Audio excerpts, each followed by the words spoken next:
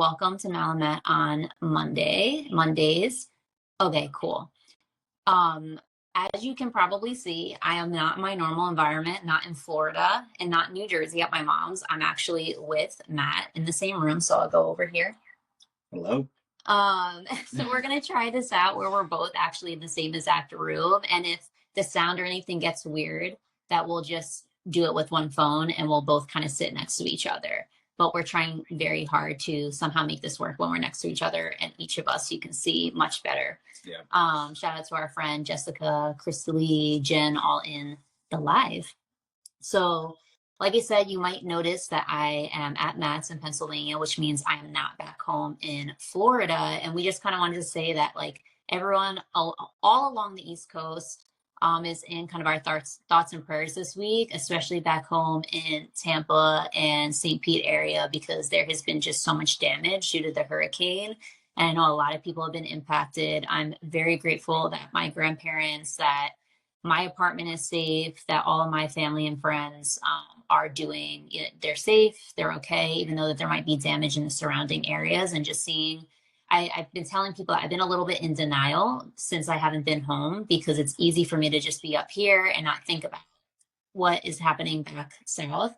But just seeing all the photos, it's crazy. Like, my family always goes to this certain dessert place, which actually I took Matt to once before, and it's completely devastated. So yeah, we're just keeping everyone along the East Coast in our thoughts and prayers, and hopefully everyone will be able to rebuild in time. And I can't wait to give back and hopefully volunteer when I'm back in St. Pete and Tampa, which will be next week. It's so sad. I know. So sad. It's I not. was so used to being here. I know. Matt's not happy that I'm going back to Florida. But my friends back south are definitely happy, and so is my grandparents, who always check in on me. But anyway, we're gonna get into our first segment, which is all about health hacks. And Matt, I'll let you go first on your first health hack. But before that, I'll just say, if you're wondering why I might be like kind of all over the place, it is just so weird to me to be in the same room as Matt and doing this. Yeah. So I'm trying to adjust to that. Anyway, you go for your first health hack. Okay, so for the first health hack is pretty much you want to make fitness a non-negotiable. So what do you mean by that? You could be asking. Just like brushing your teeth is a non-negotiable daily, just like showering, just like going to work. If you bracket fitness in that same light, will be significantly easier for you to maintain consistency for a long duration of time. And how you can actually do this is how I actually do this. I actually do two things. One, I schedule, my fitness routine for that day. Could be, at 9 p.m., could be at 9 a.m., whenever. And so as long as I have that in my calendar, I know exactly what to do that day. And I know I need to, go for it. Right. And so just by seeing that on the calendar, it just automatically is like, oh my goodness, I have to do this right then and there. And so the second tip is environment. So I don't know if you can see in the back, I do have a set of gymnastics rings and a bunch of resistance bands. So literally the moment I wake up, I see those things, and I know, especially if there's not a rest day, then I know then I have to go and tackle my workouts. So just setting up your environment to a way you won't fail and it's very easily accessible, you're less likely to skip and you're more likely to maintain consistency. So what about you?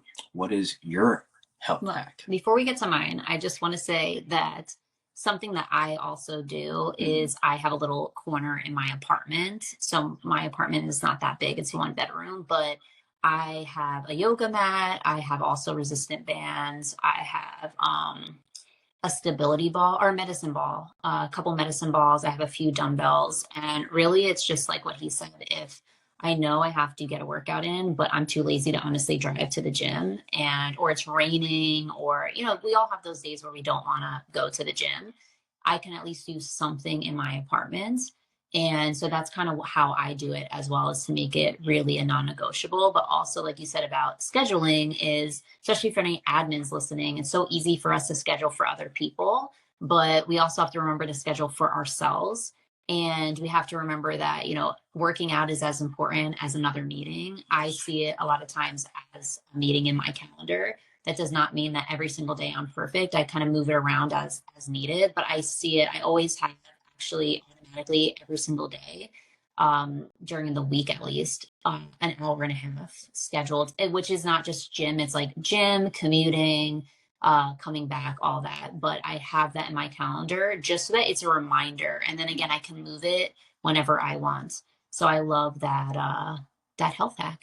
Yeah, and also one thing, I believe truly that if you incorporate fitness overall into your routine, you'll perform way better at work and just overall quality of life. So whether it is 30 minutes, an hour, 45 minutes, as long as you carve out that time and really like if you look at it from the grand scope of things, there's only 168 hours in a week. You can dedicate 4 of those hours and you'll maximize literally the rest of those hours. Mm-hmm. So make fitness a non-negotiable and you'll see your life improve exponentially. Yeah. And I'll say one other thing. It's like, just, we were talking about this before we started, how like brushing your teeth is a non-negotiable, hopefully for everyone out there. And how when you brush your teeth, you don't really honestly, I mean, I don't really think about it. I just think, okay, it's time for me to brush my teeth. And yeah, that usually only takes, hopefully like 30 seconds to a minute. You really get your brushing in. But I feel as though that a lot of people don't see working out. And I think that a lot of times people see it as something that has to be either super like painful or hard, or you're going to be sore, that it's going to take so many hours. But truly, it doesn't take that long. Sometimes if, again, you just make it consistent, at least in wherever you are living. So I love that. On days I work out, I feel fearless. And I totally agree. I also feel like my best anytime I'm in the gym or, again, working out at home. But okay, so I'll give you my health hack, which is, many people know that I'm all about two things. One is a bath, but we're not going to talk about that tonight. The second thing is my massages. That's pretty much how I have maintained my ability to work as hard as I have and grinded, especially at Google.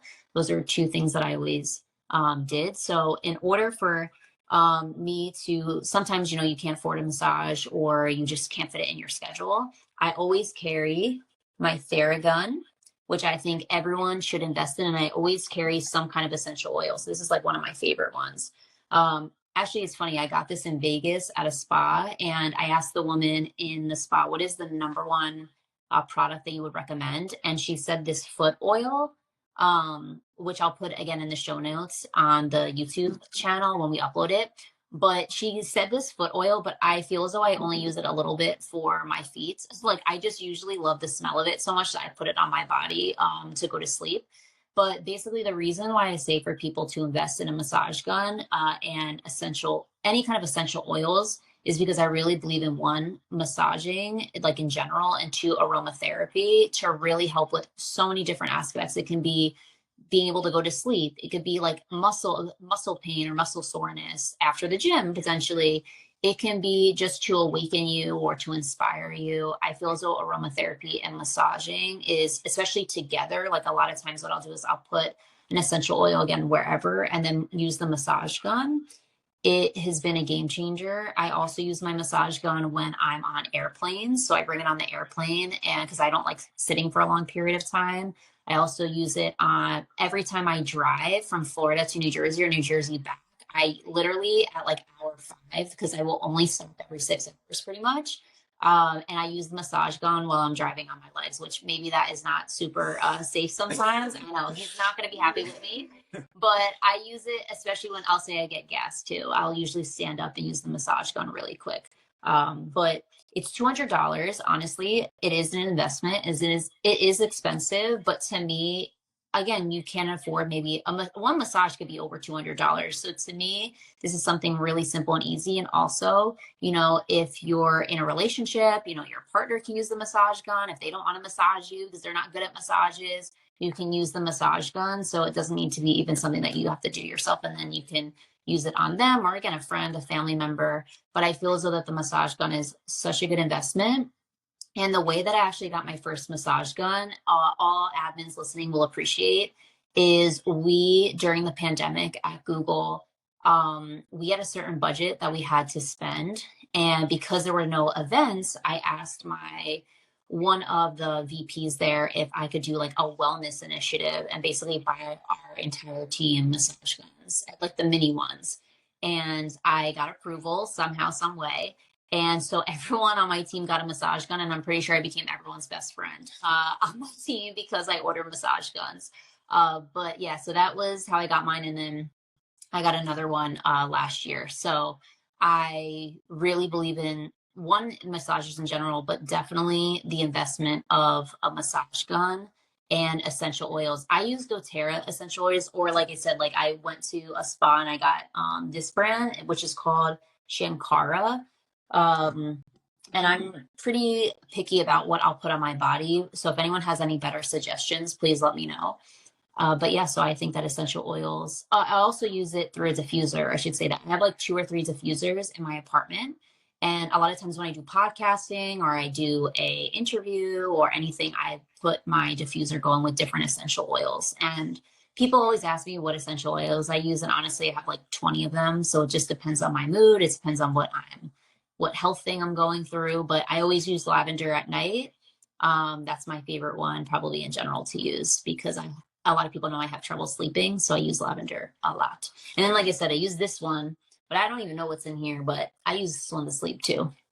Let's see what Jessica says. Agree. I asked my partner to massage my shoulders at least twice a week with mine, and it's been a game changer. Uh, Snow Lotus is a great brand for essential oils. Love it. We will put this in the show notes as well. So remember, make fitness, part of your routine and non-negotiable, and get yourself a massage gun. The holidays are coming up. That should be on your holiday list, and get yourself some essential oils as well. So Matt, do you want to start us off with the next section, which is what valuable content have you listened to or watched or read that you want to share with us? Cool. So I actually watched this documentary a long time ago, and it's about how Kobe Bryant pretty much saved USA basketball. So a tiny bit of a backstory is that USA got the bronze medal back in 2004, and this is around like 2007, early 2008-ish, where obviously USA basketball, meeting, and they decided to recruit Kobe Bryant because Kobe hasn't really been playing on the Olympic team. And then once he came in, he brought such a different energy, right? So you have a obviously a young LeBron, young Carmelo, and a in their prime D Wade, right? And they're already great players, but when Kobe came, it was just a level of just more maturity. It was a level of just intensity, and it was a level of work ethic. These guys already work hard, obviously, to be in the position that they're in, already all-stars, all NBA players. But having Kobe come in and kind of change the culture, just completely just rubbed off on them, and they were allowed to obviously, bring the gold home in 2008.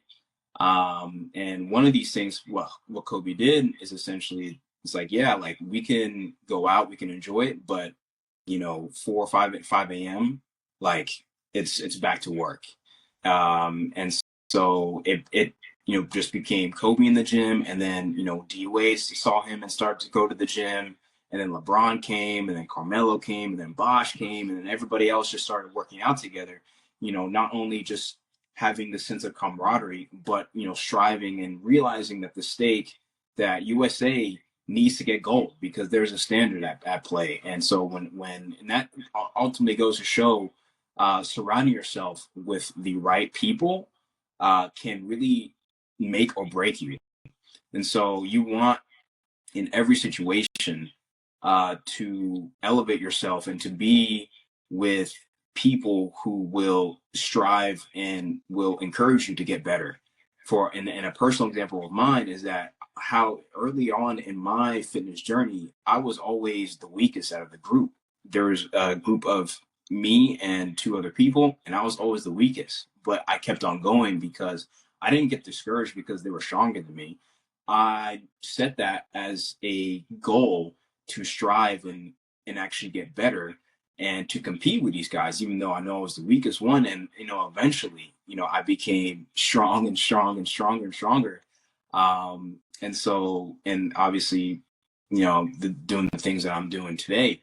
But it's all based on who you surround yourself with. And, if you can take those lessons of people who are on a different higher level than you and you apply it to yourself and you just simply just hang out with them, you become better as a result. Mm-hmm. So that is my tip, and I recommend you going and watching the documentary. It's going to be on the show notes as well. Kobe Bryant is still one of my favorite athletes of all time. Rest in peace. But just that level of mindset that he brought to the world, I feel like everybody can apply it as well. So, do you have any comments? Anything? I do. My first comment, as you can tell, that this is why we're together, because we both like basketball and we use a lot of basketball analogies. And two, I was going to say, I thought you were going with this example at first, but this is why we're together, because you make me better. I want to surround myself with only Absolutely. the best.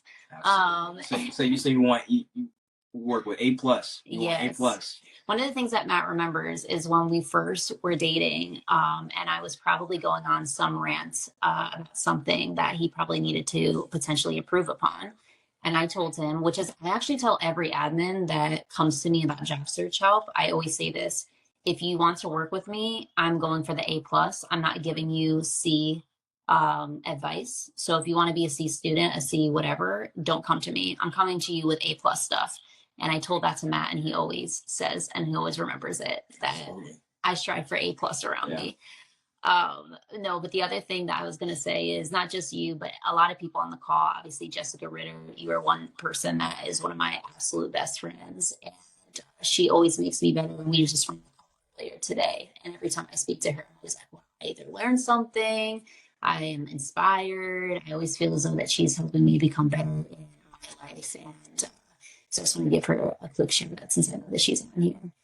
But it's so important. I mean, this is something that I am constantly figuring out in my life, especially as I left Google to come and leave Google and now start kind of this new chapter. I've been really thinking about, especially as I take in a break, just figuring out who are the right people I want to take into this next chapter with, and who do I potentially not like leave behind and just like see ya, but just who am I not going to prioritize time with? And that's very hard. And I'm still kind of navigating that as well. But I love that tip. For me, so I don't know if anyone knows about EA Social Club. Becky, and I'm sorry, I'm forgetting her last name. I know it starts with a K. She basically had posted through EA Social Club about they have a book club, or they're doing something with this book. And so I saw it. I didn't even know it was out. And it's called Sitting on a File Cabinet Naked with a Gun, True Stories of Silicon Valley CEO Assistants. And it's by Linda and Joanne. So this is the book. Again, we'll put it in the show notes. And so I had picked it up today and was like, all right, I'm finally going to read this. I think I picked this book up a bazillion times in the past.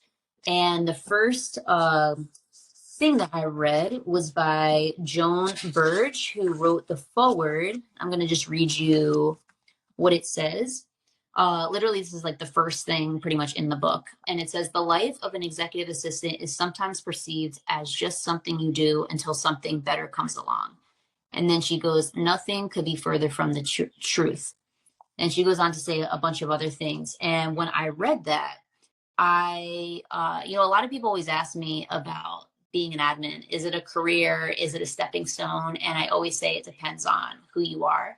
And because I truly believe that the admin role can be a career, I truly believe it also should be a stepping stone. And sometimes I think that there are a lot of career admins who are constantly trying to bulldoze it into everyone's head that it can be a career.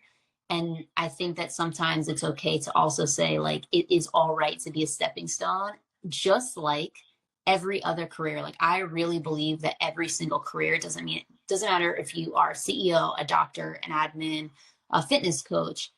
It could be a stepping stone to something else, and it can be a career. And I'll say that I had a hairdresser who so I get my hair straightened once a month. Once a year. People don't know that. And he told me that he went through med school, literally was becoming a doctor, and then was like, "Yeah, I don't want to do this anymore." Like graduated from med school, was good. Like I think it was even in residency, like actually a doctor, and then decided to go into hair. And Wow. I mean, like, what are the odds that someone would think that? And he said it's like it wasn't what I was meant to do. And it was still, he used the term like it was a stepping stone to hair. And so I think that a lot of times we often think of certain positions and job titles as stepping stones or a long-term career. And the honest truth is that it could be either. And I really believe a lot of times, especially if anyone's Christian out there, I always say, what is God telling you to do? You have to find what God's purpose is for you. You have to seek him. You have to ask him for wisdom, and he's going to be the one that decides if it's a stepping stone or if it's a career. I always say to myself, God, tell me what you want me to do. And whether, again, it was working at Google as an admin, whether it was working at Henry Schein, like I did not think I was going to leave Google at the time that I did. I really felt like God was calling me to leave and step into this next chapter of my life. And obviously, I'm still kind of an admin because I'm an admin to this guy over here. But but yeah, you have to ask, like I said, God, what is your calling? And sometimes it's going to be something as a career. Sometimes it's going to be something as a stepping stone. And I think so many times that again we ask ourselves about this admin profession, and the honest truth is that for everyone it's different. So I think it might be nothing far from the truth. It also might be the truth for some people, and that's okay. Everyone has their certain story. So I wanted to be able to say that, and then we're going to dive into our final section of this series, which is we're going to each share a Bible verse. And this week we're choosing Romans because I told Matt that we should start doing a verse from the same book so that we can kind of like give a little synopsis of what the book is for those who might not know. Yeah. The book is called Sitting on a File Cabinet Naked with a Gun: True Stories of Silicon Valley CEO Assistants by Linda McFarlane and Joanne Linden. If you check my LinkedIn, it's the last post. You'll actually see it. And then we'll link everything again in the YouTube show notes. But this is what it looks like for those. And ignore my ugly nails. I'm getting them done before a wedding. So I have to keep them clean for now. But hopefully that helps. So Matt, do you want to go over what kind of the very short synopsis of what Romans is and then your verse? Sure. So Romans is one of Paul's letters. And so a little bit of a backstory. So back in Acts, Paul, meets Jesus, gets converted back into Christianity, and then goes around and spreads the gospel throughout, ancient Asia, right? So, Asia Minor, Mesopotamia, all those, I guess all those land areas, right? And so he writes majority 2/3 of the Bible. And so Romans is actually a letter to Rome, and essentially his purpose is to obviously spread the gospel because there is basically how kind of salvation worked back in the day is that the Jews believed that they had to follow the law to be saved, right? And so God really used Paul to not only spread the gospel, which Jesus obviously fulfilled to the Jews, but also to the Gentiles, which is pretty much everybody that's not a Jew is considered a Gentile. And so he wrote this letter specifically to the Romans, Rome, to obviously spread the gospel, encourage the Christians, the early Christians who were already there, and also just to offer encouragement and Bible application. And so out of all really the books, obviously you can apply every single book to your life, but specifically I think Paul's letters are some of the most applicable instances like honestly, you can apply this, one day, and overnight it can be a change. And so I think just being able to, especially as a Christian walking through your faith, I think Paul's letters are the most applicable that you can obviously implement. And so one of these verses actually is going to be in Romans 12, which says, "Do not conform to the pattern of this world, but be transformed by the renewing of your mind. Then you'll be able to test and approve what God's will is, his good, pleasing, and perfect will." And what this verse means to me is, obviously through this age of social media, how it's everybody, can say something, and there's so much news being spread out. You don't know which one's true, you don't know which one's false. So it can be very confusing. But praise God that God gave us scripture to know that it is forever, never changing. It is always true. It's the same yesterday, today, and in 1,000 years from now. Being able to have the source of absolute truth there to constantly renew and refresh your mind, so the things of this world doesn't affect you as much, but the things of God takes influence. It is absolutely incredible. And so, like, just being able to read and being transformed by the renewing of your mind, because out the mind, inside the mind goes outside the body, and how you apply and take action throughout your life, and being able to not only says being able to test and approve of what God's will is, because it's that level of discernment, being able to make the right decisions, being able to be wise in every situation, can only happen through the Word of God. And so being able to read and apply these things over and over again can really just transform your Christian walk, for sure. Love that. Yeah. Love that. I think definitely in today's age, you have to remember that first part. I think is key is do not conform to the pattern of this world. And there's so many Christians that forget that and try to conform to the patterns of this world. And that's what gets a lot of us into trouble. And so I think especially that first part, it's very important that we remember that. And Romans 12, actually, in general, is one of my favorite books in the entire Bible. As I was reading it, some of you might know that I read the entire Bible this year. And I have listed out, while I would read, I would list out all different verses. And there's a part where I get to Romans where I just pray Romans 12, like the entire thing, because I am so inspired by it. And I really think it's a good book that everyone should read at least once in your life. That's why so through my laptop, you'll see that I have, through my personal page, I kind of put some of the links. And so I have a link to Romans 12, easy for everyone to just click on. So I also picked a Romans 12 verse, but I picked a couple, which is Romans 12, 18 through 21. And I usually have my physical Bible, but of course I left it at my mom's. So I'm going to have that ready for next week. But it says, "If it is possible, as far as it depends on you, live at peace with everyone. Do not take revenge, my dear friends, but leave room for God's wrath, for it is written, 'It is mine to avenge, I will repay,' says the Lord. On the contrary, if your enemy is hungry, feed him. If he is thirsty, give him something to drink. In doing this, you will heap burning coals on his head. Do not be overcome by evil, but overcome evil with good." So I think this is a verse that we can always take with us, because it's something I think a lot of us have to remember, because again, there's a lot of evil in this world. And I think that when someone wrongs us, it's very easy to want to repay them with evil back. And I used to struggle a lot with this, because I think there's a line between accountability. You want to keep someone accountable. I don't think that God doesn't want us to keep certain people accountable. I think at some point he even says call out when someone is, I forget the exact words, but there is a verse somewhere where it says it's okay to call people out. But what I say to myself is there's a very difference between accountability and just wanting revenge. And I think you know your heart, you know your intentions, and more importantly, God knows your heart and God knows your intentions. And I actually have a tattoo, I think on this side, that says "In God's light," which I'm kind of like awkwardly putting, but it says "In God's light."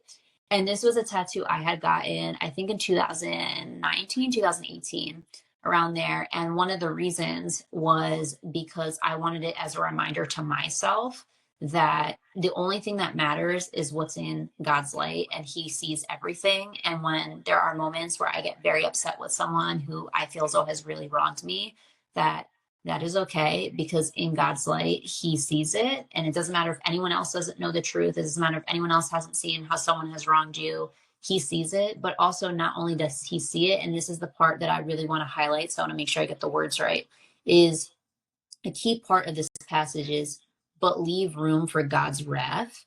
And I think that when I see this, one, it's the reminder that, like, let God discipline another person sometimes. Again, I know that there's the whole accountability, you want to discipline your kids, but what I mean is, again, there's a really big difference between holding someone truly accountable and just an eye for an eye. So I would say to myself, sometimes it's better to just let God deal with it.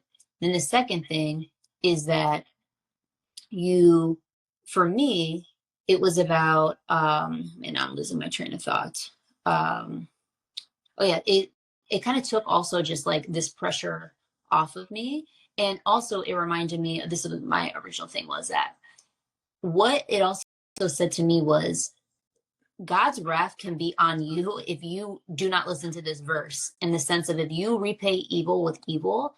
It kind of like scared me into being like, what is God's wrath? You know, it's something, I think, a good reality check for all of us as Christians to remember, that we don't want to experience God's wrath for us. So we want to make sure that we maintain godliness, that we pursue holiness, that we, again, read the word, that we understand what's actually in the Bible and why it's important for us to follow it. And so I think that this is just, again, a really good verse to remember. It's important to be the bigger person. And sometimes that really is hard. And trust me, as someone who's tried to be the bigger person a lot of times in my life, it is very hard. And there are times where especially when I was younger, oh my gosh, I had to sometimes stop myself on social media because I wanted to call out everyone that wronged me. And I was upset back then. If anyone's knew me back in the day in college, I was definitely posting a lot more than I do now about people's wrongs of me. But again, it's just about remembering that let God sometimes deal with it, at least have pure intentions. And yeah, so I think that is my verse. Incredible. Anything that you have to say? Incredible. Just how you said, that's how the Bible said, it says, if your enemy is hungry, feed him. If he's thirsty, give him something to drink. In doing this, you'll heap burning coals on his head. I think this is a tradition in the Old Testament where, like, heaping burning coals actually invited the presence of God. I'm not sure. Don't quote me on it. I'm going to look this up. But I was having a conversation with my dad a couple weeks ago on this particular topic, and when it says when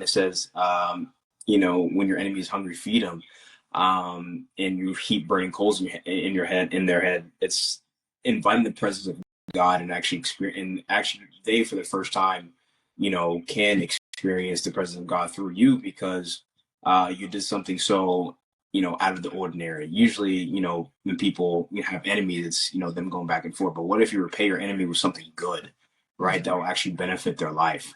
And they'll be, obviously taken aback and thrown off by it. You're like, what? Like, what's going on? And, I think that, kind of serves an opportunity for us to really just show, God's presence in the room. And this is how, actual Christians, act, and being able to, share your testimony, actually minister that way. And then obviously God will do the rest in terms of repentance and, all those things. So that's my little tidbit.